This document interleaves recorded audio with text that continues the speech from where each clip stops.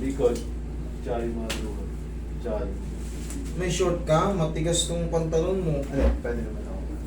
Prepared tayo eh. May short ka, mas maganda. Yung concern mo talaga, lower back, Ako. ano nangyari sa'yo? Nadulas ka ba? May mga ano ka ba? Hindi naman, pero... Safe lang sa motor, ganyan, ano? Before pa lang ako masaya lang, actually slight lang naman yun. Pero Meron before pa na. yun talagang meron eh. Oo. Tapos pag naglalaro ako, parang pag tumatalon ako, parang hinihila ako baba. Ganun yung parang Ibig sabihin yan, is compression. Hindi ka pa severe kasi nakakalaro ka, pero siyempre kailangan kong i-align. Is compression ang tawag yan, kaya parang pag tumalon ka, parang ang bagsak eh, parang ang bilis, parang patag. Okay. Dito rin sa shoulder meron. Wala. Ano to? mabilis Ngalay lang kumawit to. Dito frozen shoulder, maganda yan. Kahit pa paano, mas madali yan at hindi mas masakit. Kasi pagka yan ay hindi nyo namangan, yan, maghanda-handa kayo ng 10 kilo na sa loob. Actually, may advice na ako, pinapapunta ko rin dito eh. Dahil yan, pagka yan, hindi mo mangat, alam nyo na yan. Kaya lang masyadong kabado yun eh. Ewan ko kung tutuloy eh. Eh, ano naman natin yan eh. Yung mga kabado, kaya kong i-comfort yan. Kaya natin ano yan. Actually, pinapapunta ko talaga rito kasi nakita ko yung mga video dito eh. Kaya nating alalayan yan. Babalitan rin natin yung combo. Para ano. Tapos, papaliwanag natin sa kanya kung paano ano yan. Diskarte.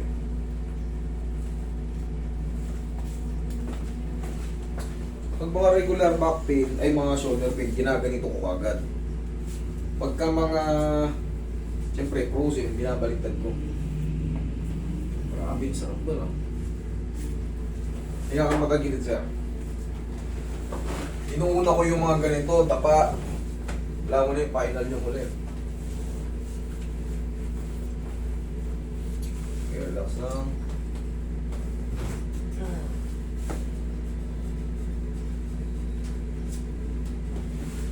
Kabilang side.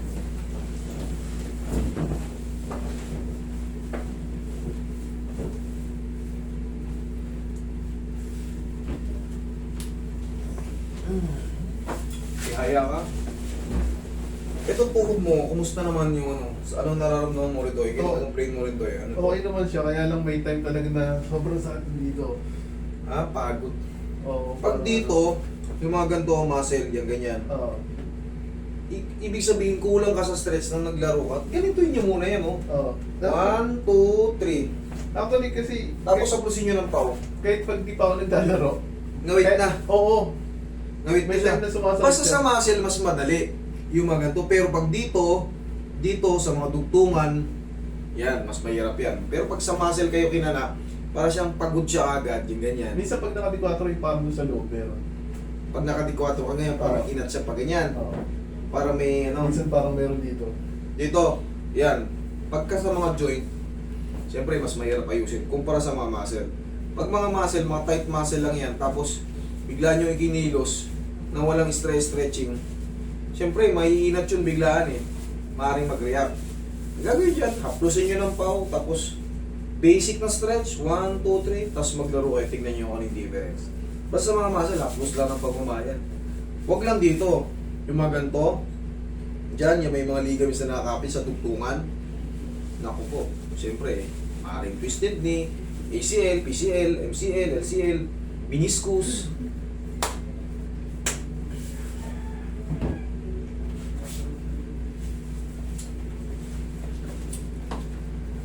Pero yung mga bigla-biglang kirot, wala ka naman nangyari sa'yo, hindi naman ka nadapa, hindi ka nadulas, hindi ka tinamaan ng mga bagay na matitigas, hindi mo na isuntok, hindi mo na itadyak.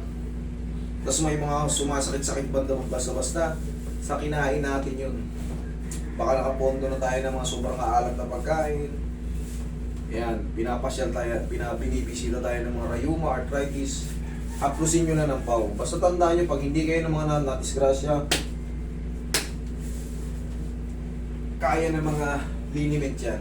Balikan natin yan mamaya, tapa.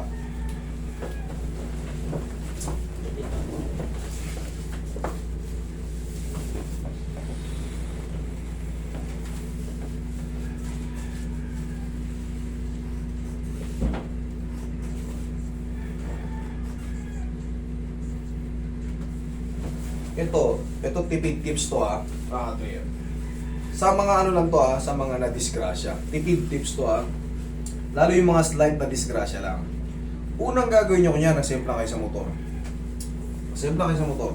Ang gagawin nyo, punta muna kayo sa ospital. Magpa-x-ray kayo sa mga tinamaan ng part nyo.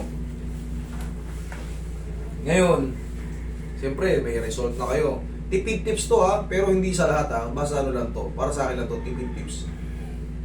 Pagka kayo nakapa-x-ray na, pakita nyo ngayon sa mga therapist.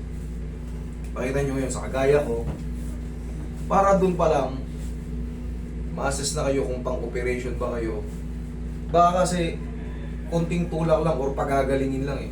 Kahit may fracture siya, kung ano lang, baka pwedeng pagalingin lang para hindi kayo masubo kagad sa malaking gastos sa operation. Okay? Tipid tips yan. Pero kayo pa rin ang masusunod ha. Kasi pag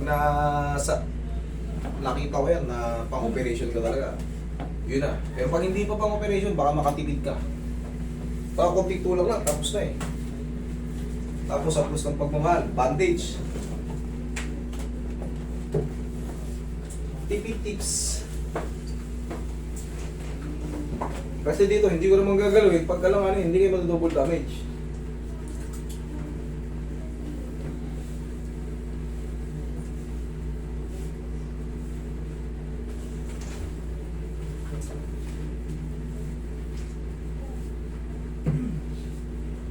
Kasi pag nadisgrasya kayo, tapos sumugod kayo kagad sa mga manghihilot, kagaya ko, walang ano, baka ma-double damage kayo. Hindi kayo nakatipid. Baka maoperahan kayo nang wala sa lugar.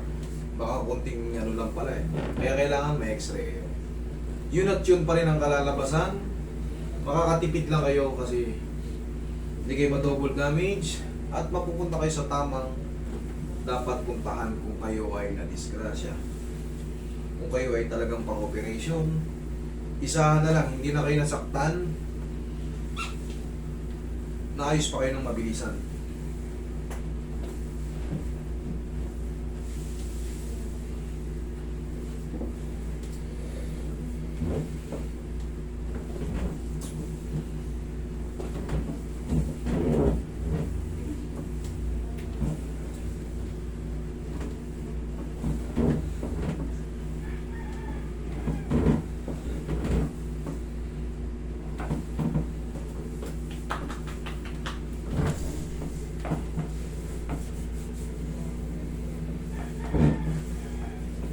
Ihaya ka.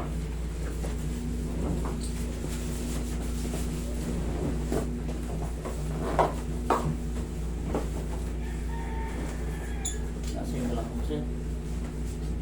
Okay. Lagay sa dyan.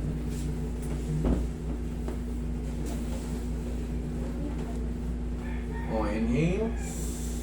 Exhale.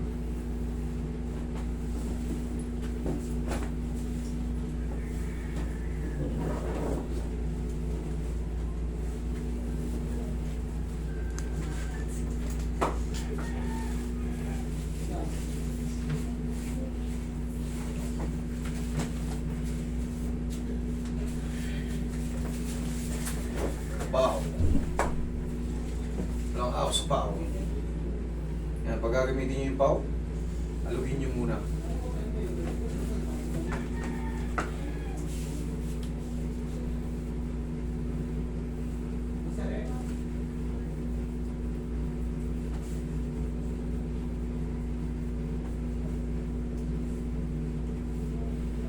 Tapos pag magmamassage kayo, huwag nyo ganong diinan. Medium type lang palagi. Yan. Namamasad siya. Pero never aray. Yan. Madalas ko itong binibilin kasi maraming nagpupunta rito. Ang daming pasa. Ano nangyari sa'yo? Tatanungin ko. Nagpunta ko kay ano eh. Nagpunta ko. Lamog na lamog yung mga muscle. Kawawa. Pwede naman tayong maghilot ng ganyan. Oh. Hindi madiin. Pero ginhawa. Huwag naman yung sobrang ganyan. Sisitahin ka ng pasyente. So, Sir, di na mo naman ang kaunti. Kailangan medium lang. Medium.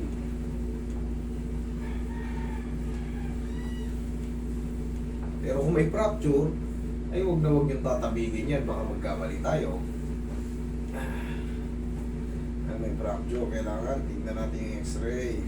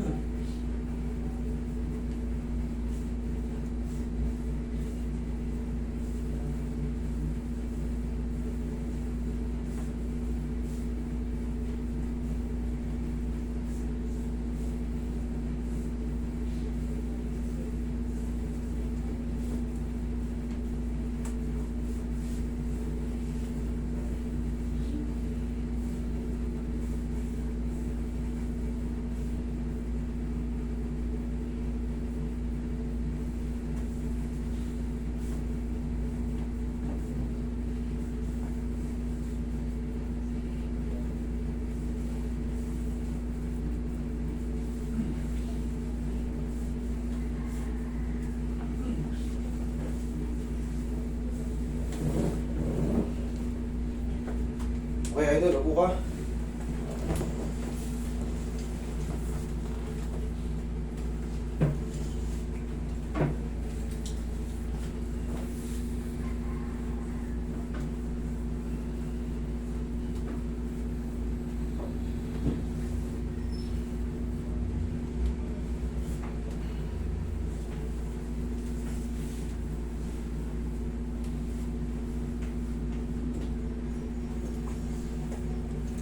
Yung lasing ka natin galing.